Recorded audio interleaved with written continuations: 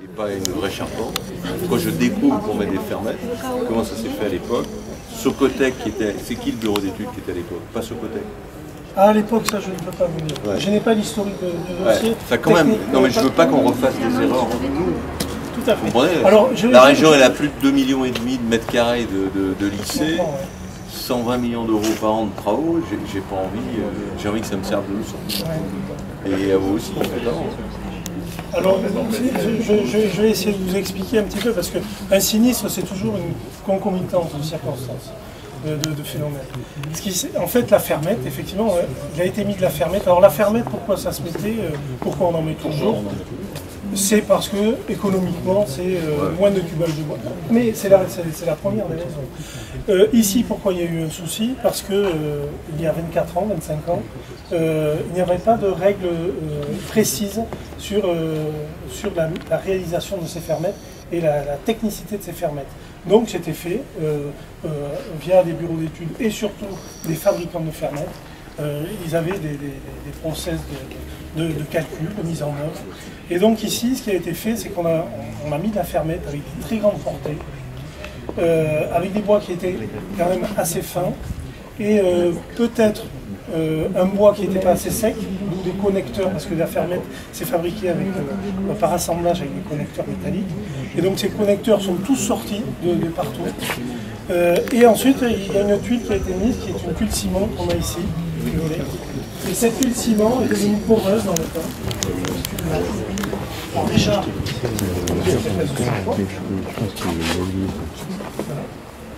et nous on a mis cette tuile-là en remplacement.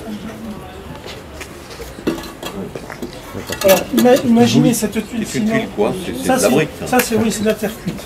C'est de la terre cuite qui est ardoisée en noir. Ouais.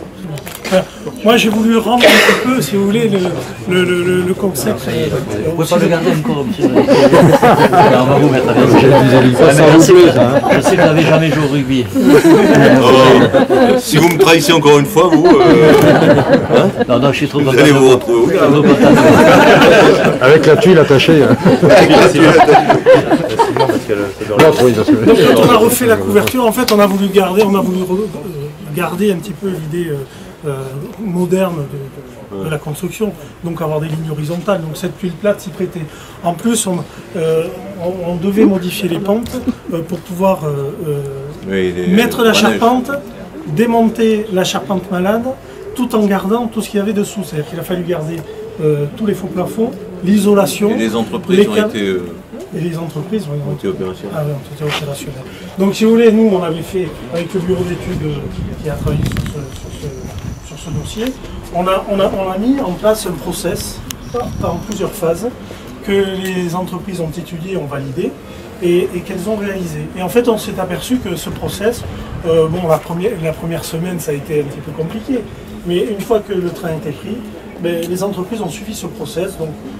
Donc vous m'avez remis de la fermette? Non, ça c'est la fermette existante. Il n'y a plus de fermette. Ce sont des fermes. Le document n'est pas. Ensuite, une fois qu'on a mis les fermes, on a mis du soudage entre fermes pour pouvoir tenir les faux plafonds qu'il y avait dessous. Une fois que ça c'était fait, on a enlevé toute la fermette. Toute la fermette on l'a enlevée. Après on a mis les pannes. Et ensuite on a mis les chevrons sur les pannes. On a mis une charpente traditionnelle. En fait on a mis une charpente traditionnelle parce qu'en même temps on avait des contraintes réglementaires, c'est-à-dire qu'avec tous les équipements qu'il y avait dans les comptes, on ne pouvait pas repartir avec. Et le mauvais Si, pendant un mois. On a eu du mauvais temps, on a bâché tout ce qu'on a pu, mais on a eu inévitablement des infiltrations, mais les entreprises ont été... Il y a au moins 42 ouvriers pour... Oui. Oui. Il y a eu 351 mètres cubes de bois, massif. C'est du sapin. C'est du sapin parce qu'on ne peut pas prendre du plan maritime pour des grosses sections. Là, on a dû prendre du sapin. Ah oui, ce sont des lamellés collés, ce sont des fermes lamellés collés avec des pannes lamellés collés. Et là, si vous voulez, on voit la salle 118 où on a découvert le sinistre, où il y avait des fermettes qui étaient tombées. Et là, on l'a complètement refait cette salle. Voilà. Donc on a refait toutes les toitures, ainsi que celle des logements, puisqu'on a la même tuile qui est aussi poreuse et qui est aussi avec deux entreprises en parallèle. avec deux entreprises. Alors le choix a été fait quand on a fait l'appel d'offres, quand on a mis au point l'appel d'offres avec Monsieur Forcé et Monsieur Joly, on a fait le choix de prendre deux entreprises différentes, de faire deux zones pour de l'eau, pour qu'il y ait une émulation. C'est-à-dire que sur le chantier, en fait, il y a eu cette émulation. Et du coup, on a avancé très très bien sur le chantier. Ça a été, c'était un challenge qui a été relevé par les entreprises, ça il faut le souligner, parce qu'elles ont mis le personnel nécessaire. Et tout le monde a eu à cœur de pouvoir restituer le lycée à l'établissement.